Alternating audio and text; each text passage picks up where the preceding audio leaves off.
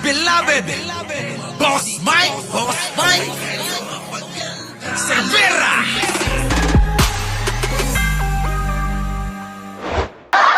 Magandang umaga, magandang hapon at magandang gabi sa mandako ng mundo. Naroon kayo. Siyempre, magandang buhay na rin para sa ating lahat. Dapat ganun. Oo, dapat masaya pa rin ano. Kahit na etong mga senador natin mga kababayan, para sa karamihan abay pinatay na nila yung pong paghahanap ng katotohanan. Ano po? Mga walang ya no? Mga walang ya, mga kababayan. Ganun talaga. Oo, politika Oo, wala tayong magagawa diyan dahil naluklok naman sila. Di po ba mga kababayan? Kaya lang, maging aral at maging tanda na rin sa atin kung sino dapat ang hinahalal at hindi dapat hinahalal. Oo, di ba? Ganyan talaga buhay. Oo, totoo yan. Kahapon po mga kababayan, busy-busy ako kahapon Napakarami kong trabahong ginawa. Kahit nga ho mga kababayan makapag-live sana, wala.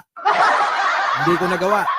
So, ayun na nga lang mga kababayan ko, marami naman pong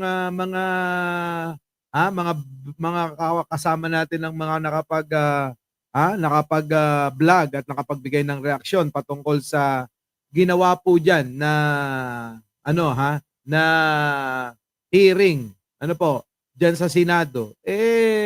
Maraming mga na nagluksa sa pagpatay nila ng katotohanan na hinahanap ng mamamayan mga kababayan ko, wala talagang pakialam ang karamihan ng mga senador, sinasabi ko na. Dahil ho mga kababayan, ang interes lang nila ang mahalaga. Yung interes ng taong bayan, hindi, baliwala. Mga kababayan, gano man lang sana. Di po ba? Malaman natin kung ano yung mga ebidensya at depensa ni Sara. Para lang sa ganun hindi tayo nangangapa. Ngayon mga kababayan ang taong bayan nagagalit. Nagagalit ngayon sapagkat nga pinagdamutan ng mga senador na ito ang taong bayan na malaman ang katotohanan. Yan po mga kababayan kahit ako kahapon mga kababayan, wala. Hindi. Naku, nakakatamad mga kababayan Habang pinapanood mo sila ang tagal-tagal tapos ganun lang pala gagawin Buti pa si Tito Soto mga kababayan, talagang talagang pinakita yung kagalingan din para magpaliwanag, para lumaban, para nang sa ganon mga kababayan malaman natin ang katotohanan. Kaya lang hindi nagwagi. Dumaan pa rin sa botohan ng mga buhaya. Di ba mga kababayan ko?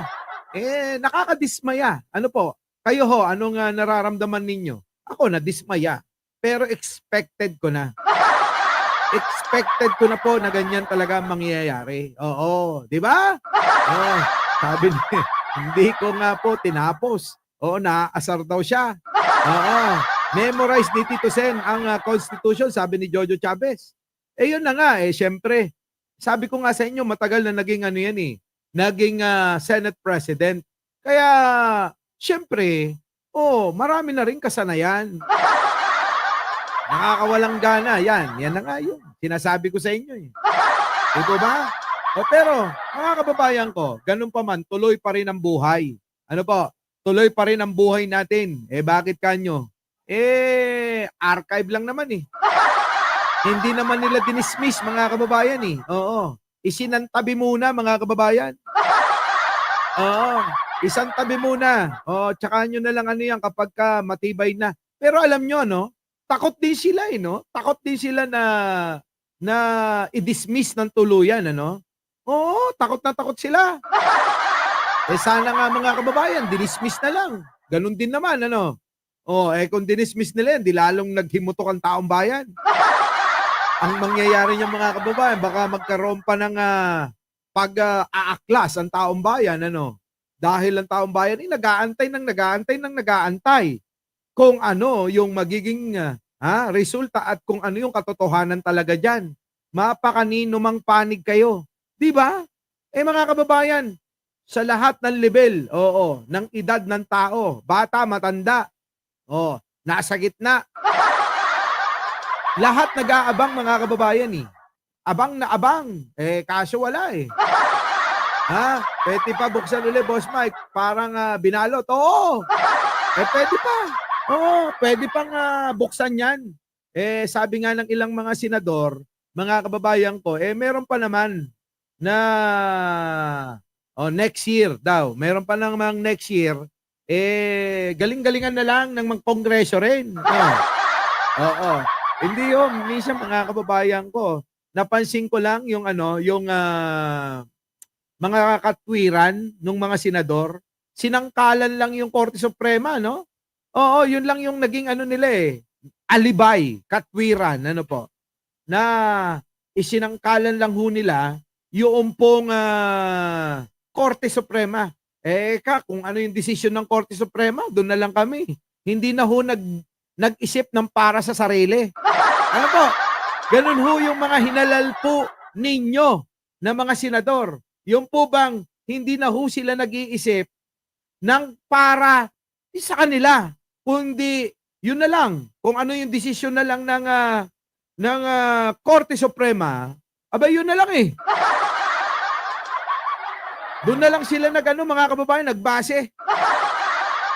Lang yan mga kababayan. Oo, yung isa, mga kababayan, basta, boto daw niya sumasang-ayon ako sa Korte Suprema, nirerespeto ko, kaya ang boto ko ay yes. Di ba mga kababayan ko? Pero, ang maganda yung kay kay Tito Soto, mga kababayan. Oo, ginamit pa yung lagi nating sinasabi rito. Tuwan-tuwa ako ron eh. Ginamit yung lagi nating sinasabi rito. Yung kasabihan ng mga matatanda ba, na ang tumakbo daw ng matulin kung matinik malalim. Totoo naman eh. Di ba? Totoo naman, di ba? Kinote ni Tito Soto, mga kababayan ko. Tuwan-tuwa ako. Kasi nga ho, mga kababayan, ganire, noon po na naisampa sa kanila yung impeachment article. Ano po? Articles of impeachment. Oo. Mga kababayan ko, pending ng Senado, kung inyong natatandaan, pwede naman silang magbukas ng sesyon kung gusto talaga nila na madaliin yun. Pero mga kababayan, ilang beses nilang pinending yan. Di ba? Ang daming beses na nakapending yan. Noon po na pinahatid yung articles of impeachment dyan sa Senado. Ano nangyari? Tinulugan ng mga ito. Ngayon po nakabubukas lang, mga kababayan, at kapapasok lang, mga kababayan, ng mga bagong senador.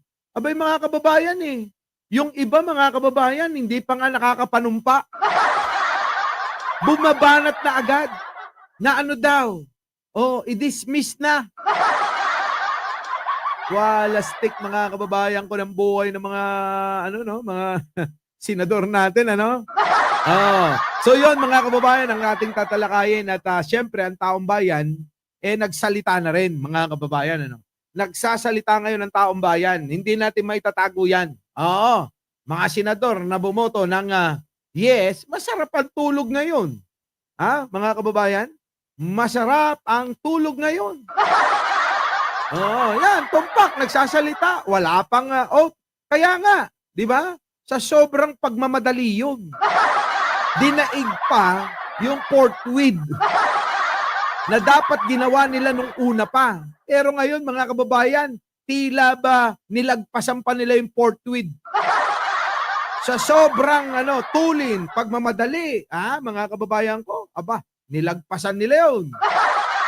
So ngayon, mga kababayan, bago natin tumpisan, syempre, lalabas at lalabas pa rin naman ang katotohanan. Tandaan nyo yan, mga kababayan. Pero bago ang lahat, bago tayo mag-umpisa, hindi pa tayo nag-uumpisa, dami ko nang sinabi Bumabawi lang ho ako, wala tayo kahapon.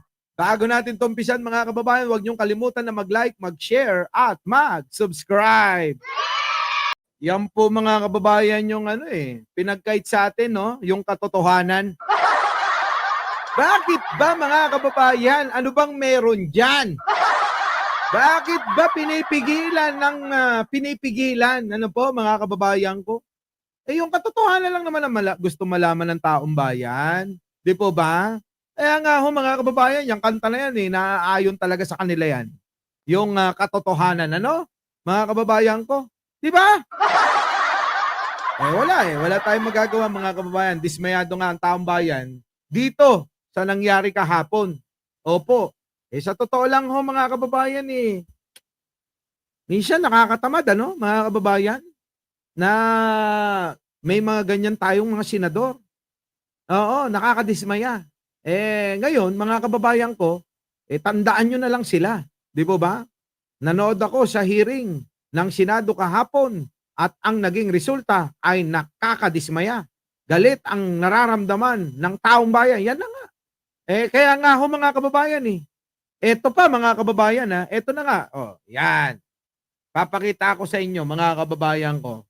Ngayon ho mga kababayan, ang survey, abay bumaba ang trust rating. Ibig sabihin nawalan ng tiwala lalo ang taong bayan dito sa Senado mga kababayan ko. Panoorin nyo. Eto na, pasok. Tumaas at performance ratings ng Senado habang tumaas ang Kamara.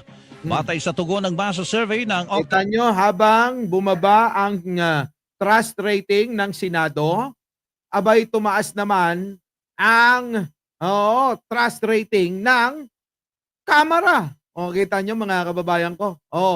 Pasok. research noong Hulyo, buwaba ng 8% ang trust rating ng Senado na nasa 49% mula sa 57% noong November 2024.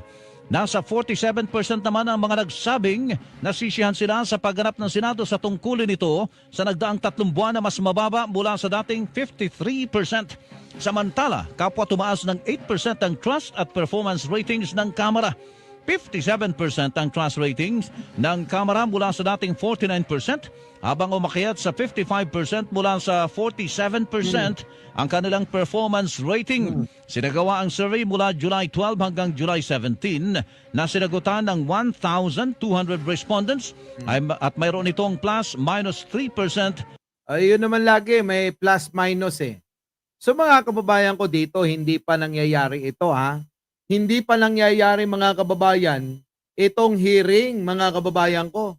Abay bumaba na sila. Paano pa kaya yung susunod Susunod na nasakop na itong nangyaring hearing kahapon. Abay lalong lalagapak yan. Di ba sila na babahala na maaaring ang taong bayan ang taong bayan na mismo ang magpababa sa kanila,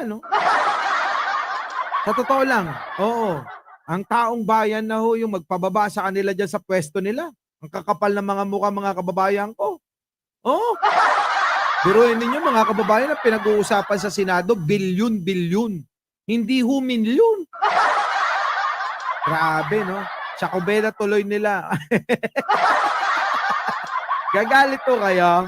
Nagagalit po ba kayo? Paano ngayon yan mga kababayan ko? Si Buday feeling niya wagi na siya. Pero mga kababayan, hindi ho.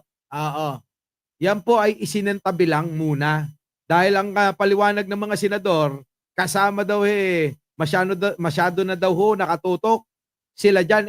Dapat tinapos nyo na kasi. Di ba mga kababayan? Dapat tinapos na nila kasi. Para mga kababayan, hindi na sana tinutukan. Kung tinarabaho nyo agad yan, di tapos na sana. Wala na sana tayo dyan. Kahit naman kasi maging pasya nyo dyan, wala naman kaming problema. Acquit nyo si Buday. Di ba?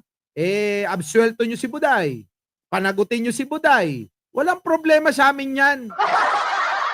Ang gusto naming malaman, ano ba talaga ang totoo? 'Di ba? Hindi yung ihahatol nyo Wala kaming pakialam sa hatol nyo dahil bistado naman na kayo. Ang gusto naman lang namin makita kung ano yung ebidensya at magiging depensa ni buday ninyo. Di ba ba? Yan yun mga kababayan Oh, simple. Simpleng-simple mga kababayan ko. Oh. Kaso yun pinagkait ho sa atin, di ba? Pinagkait ng mga senador yung pong gusto nating malaman, yung karapatan nating malaman. Ano po, mga kababayan? Yung karapatan nating malaman ang nawala Opo Ay, nako, ewan ko ba? Kayo, ano masasabi nyo dyan? Mukhang magiging legal na yata ang pagnanakaw sa gobyerno. Pagka ganito mga kababayan malamang mga kababayan, baka maging legal na ho ang pagnanakaw sa gobyerno. Dahil wala hong napapanagot mga kababayan Wala. Oo. Walang accountability. Walang transparency. Walang buhok si bato. Diba? Mga kababayan ko, ganun ho yun. Diba? Wala. Buti pa sila Ping. Buti pa tong sila Risa. Buti pa tong sila Tito Soto. Diba? Buti pa itong si Bam Aquino. Buti pa itong si Kiko. Yan. Pakiko-kiko matching lang pero kita nyo naman Walang yang mga yan hayop. Mga hayop. Sir Mike, sa susunod hindi na sila makakatikim sa aming mga boto. Uy, madalas nating naririnig yan. Oo, di ba, Carmelita? Masokis. Ginawang legal ni Cheese ang pagnanakaw. Pare-parehas naman silang magnanakaw Uulitin ko lang sa inyo, mga kababayan ko. Yang mga politiko na yan, mga kababayan, wala na akong ititira, Hindi huyan mga naglingkod. Oo, hindi yan tumakbo para maglingkod. Sa mga Pilipino, tandaan nyo, tumakbong lahat yan para magnakaw sa kaban ng bayan. Maalibang kay Pangulo, si Pangulo, galit yun Ayaw sa pera nun, marami na yun Marami na yun. Sakit sa ulo, mga kababayan ko. Sakit sa ulo. Eto pa, mga kababayan. Sinasabi nila, yung mga didis, galing-galing ni Marcoleta. Kulang na lang ipahiram niya yung wig niya kay Bato. Diba, mga kababayan? Ganun purihin, mga kababayan Ang galing-galing ni Marcoleta, kulang na lang ipahiram yung wig niya kay Bato. Di ba? Ngayon, yun mga kababayan ko, ewan ko kung ano nangyari sa kanila. Our beloved Boss Mike Cervera.